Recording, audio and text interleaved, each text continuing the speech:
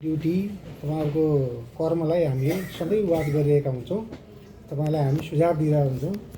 अब यति कम्तीमा यिनी सुझावहरूलाई तपाईँले कार्यान्वयन गरिदिनुभयो भने यो जिल्लामा शान्ति सुरक्षा अपराध नियन्त्रण जस्ता विषयहरूमा एकदमै प्रभावकारी हुनेछ भन्ने चाहिँ कुराहरू चाहिँ राख्नुभएको छ। म यहाँलाई धेरै धेरै धन्यवाद व्यक्त गर्छु।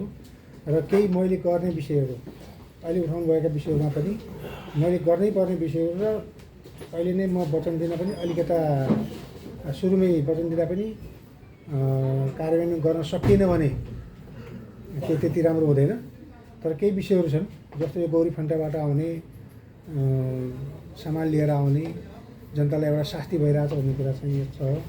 यो लागु पदार्थको विषय चाहिँ छ। त्यसै गरी यो चोरीको यो विषय यो हिउँदमा चोरीको घटनाहरू अलिक बढ्ने कुरा चाहिँ छ। यो सूचना अधिकारीहरू प्रभावकारी चाहिँ सूचना दिने भन्ने विषय चाहिँ छ। र यसै गरी अब यो बजारमा अलिकता यो मोटरसाइकलको यो साउन्ड अलिक पोल्युसन चाहिँ त्यसै छ। अलिक बढी स्पिडमा चाहिँ हाँक्ने घटनाको दुर्घटना हुने सम्भावना बढी छ भन्ने चाहिँ यी विषयहरू मैले गर्न सकिने विषयहरू हुन्। म यसमा गर्नको लागि एकदमै तत्काल चाहिँ त्यसै गर्नको लागि म चाहिँ पहल गर्छु। अब यहाँहरूसँग परिचय कार्यक्रमपछि म अरू पनि स्टेक होल्डर साथीहरूसित हाम्रो कार्यालय प्रमुखसित उहाँहरू पनि अवस्था समस्या मैले सबै बोल्नुपर्ने हुन्छ।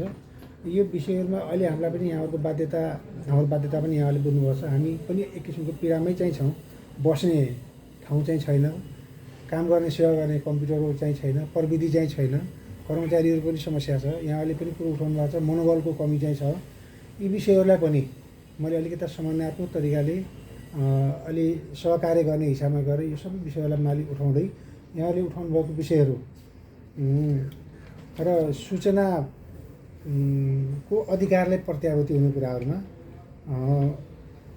मैले प्रमुख जिल्ला अधिकारीको हिसाबले यहाँको सम्पूर्ण कार्यालयहरू सूचना अधिकारीहरू हाम्रो सुरक्षा निकायहरू जसले जे भूमिका र जिम्मेवारीमा बस्नुभएको छ, जिम्मेवारी निर्वाह गर्दै आउनुभएको छ, उहाँहरूलाई एकदमै सकारात्मक र यो मिडिया फ्रेन्डली हुनुको लागि मिडिया फ्रेन्डली हुनुको अर्थ जनता फ्रेन्डली जनमुखी हुनु हो, सेवामुखी हुनु हो, जनमैत्री हुनु हो।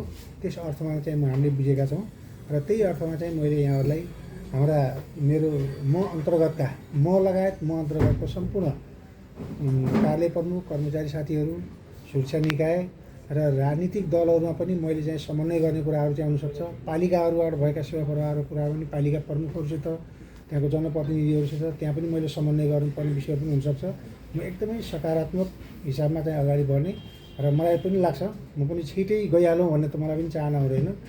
यहाँहरू सबैबाट चाहिँ त्यसरी नै राम्रो भएर जान पाए हुन्थ्यो भने सबैले सोचेको हुन्छ।